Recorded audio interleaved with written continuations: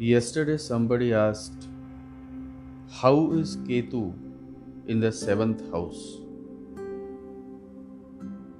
It's a good question. Before we understand what Ketu 7 is, let us first understand the difference between a madman and an enlightened man.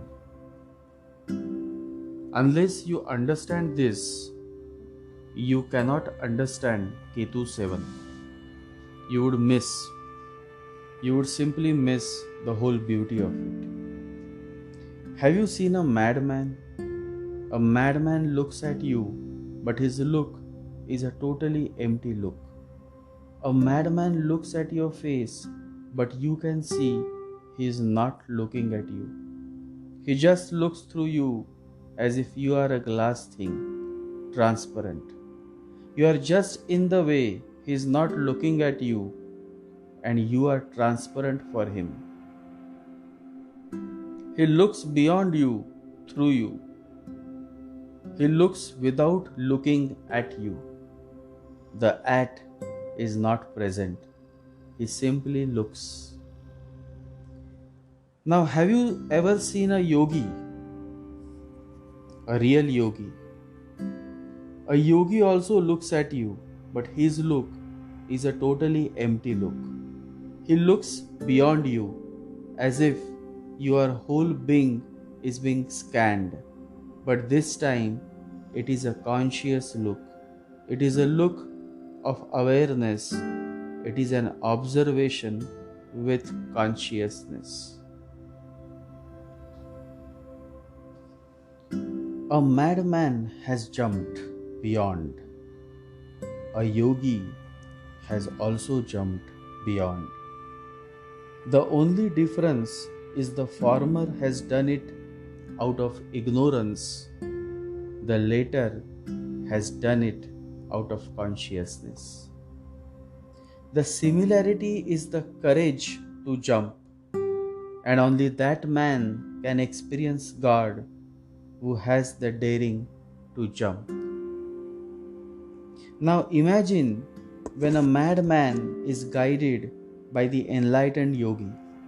How easy it would be to transform a madman into the Buddha, the enlightened being. And that is what Meher Baba, the greatest divine master, did. Nobody has tried to see the great experiment that Meher Baba did. Baba traveled all over the country to catch hold of all kinds of madmen, because they are just very close to God. Only one thing is needed. Somebody is needed who can shake them back to their sanity. Then they can become great masters. Just a little sanity will be needed. Then their madness will have a method in it. The madman, if in the hands of enlightened people, can achieve enlightenment faster than your so-called sane people. In this century, one man revived it again. His name was Meher Baba. He went all over India seeking and searching for mad people. In all the madhouses, anywhere that he heard there was a madman, he would go. He traveled all over India his whole life, searching for mad people. His disciples asked him, "Why are you wasting your time with mad people when sane people are available to work upon and they want your time?" Meher Baba said, "You don't understand. To bring a sane person out of his sanity is very difficult. But to bring out a madman is very easy, because in a way he is already out, but from the back door. He has tasted something of the outside. We have only to show him the right door and say, Please don't go out from the wrong door, go from the right door. Being out is perfectly right, but choose the right door. And Meher Baba turned many mad people into enlightened people.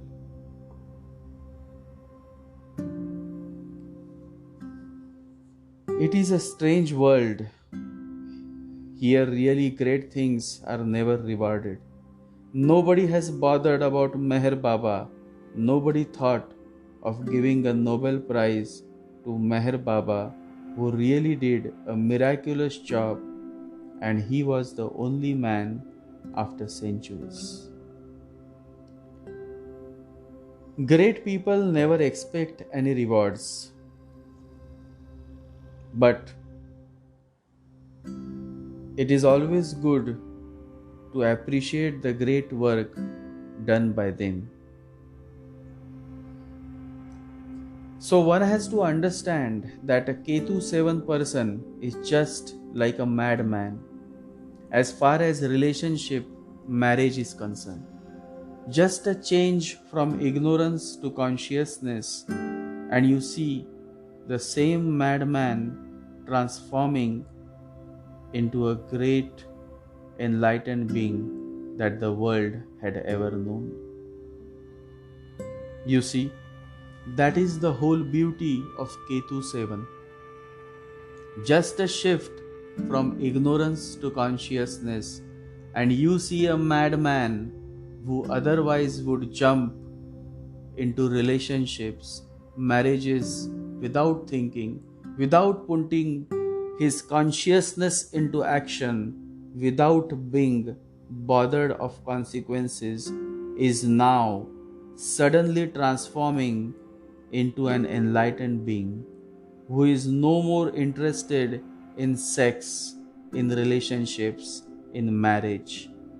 He has been there, he has done that, he has had so much of sexual relationships in the past life that as soon as someone as divine as Meher Baba comes to his life, he is quick to drop everything and just start following him, the Master, experiencing a total transformation inside out.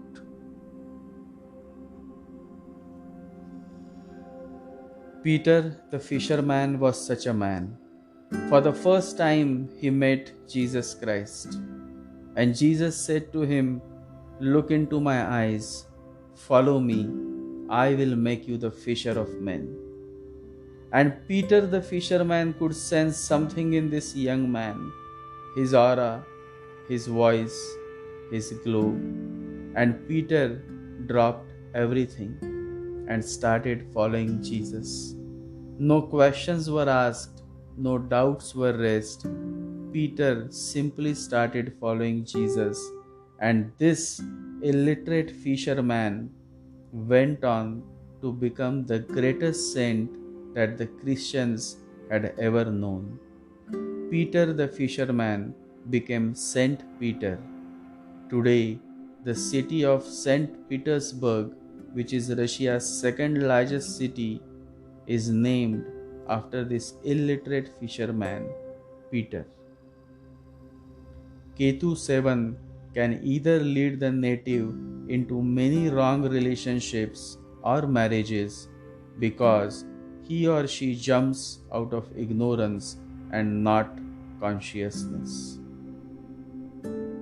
Peter the fisherman jumps, but not out of ignorance, but out of consciousness. His understanding is so deep. He is such a beautiful man who listens to his heart that he simply jumps in the unknown, but with consciousness and not ignorance.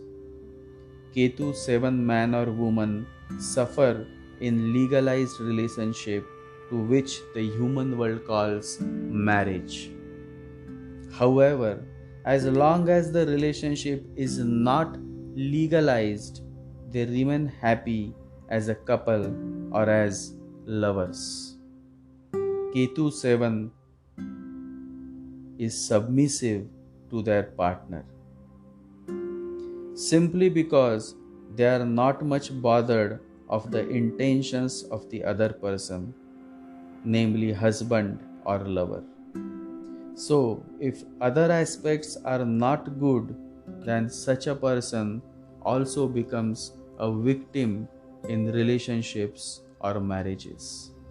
In contrast, a highly evolved soul simply drops the idea of marriage or even sexual relationships and heads towards the beyond. He simply accepts monkhood not by chance but by choice. And so you see many sadhus, sannyasis, or even great yogis with Ketu 7 position, provided other aspects also support their monkhood. One has to see, one has to examine whether the chart is inclined towards extrovert mind, that is Rahu, or introvert mind, that is Ketu. If the inclination is more towards Rahu, then Ketu 7 leads the individual to many miseries, and that is obvious. Whenever you follow Rahu and Ketu, make sure that your life becomes more miserable. Whenever you follow Rahu, Ketu makes sure that your life becomes more miserable. In fact, the native does become miserable. So it depends on whether you are Rahuish or Ketuish. Sexual satisfaction is not derived in totality through Ketu 7, because Ketu at the very high moment of sexual union gives up, and so the partner of Ketu 7 often is denied the sexual pleasure. Erection lasts for short time, and so sex often becomes a fairy tale that is only imagined but never practiced in reality. If it is a woman, then interest in sex is less, and so the husband is often denied sexual satisfaction.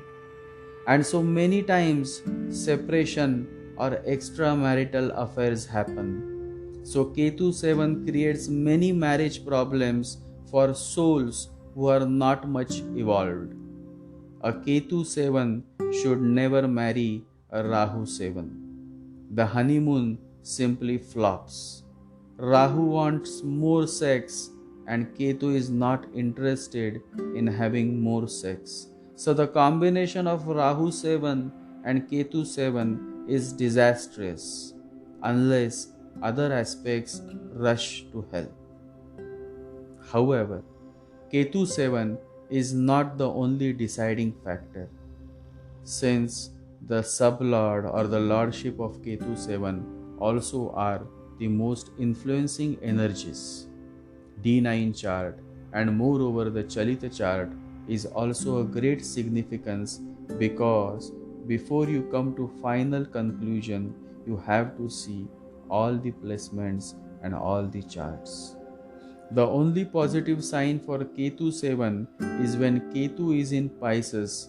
Here Ketu feels relaxed, safe and secure. It is in its home sign, and so here Ketu is a bit soft than otherwise. But the question is not what happens with Ketu 7. The real question is why Ketu is in the 7th house. Why Ketu 7? Understand the fact that existence wants Ketu 7 individual to pay back for the many sexual relationships he or she had in the past life. Now the existence is simply denying sexual happiness to the native. It is simply stating that you had enough in the past. Now pay attention to yourself. Focus on your self-growth. But ignorant men don't get it. And so they continue to stand in the queue of that window where the tickets have exhausted. There is no ticket left, and yet these ignorant beings stand in the queue even though the window is closed. They keep standing, expecting that someday the window will open and they would get the ticket to a happy, satisfying sexual union or marriage. The conscious man simply is never found at the window stand. He is perfectly aware he is no more interested for any ticket. He is on his way to the greatest ticket of the universe, the ticket of meditation. The man who desires is an escapist. Now, it is a very strange thing that a man who meditates is thought to be an escapist. That is utter nonsense. Only the man who meditates is not an escapist, everybody else is. Meditation means getting out of desire, getting out of thoughts, getting out of your mind. Meditation means relaxing in the moment, in the present.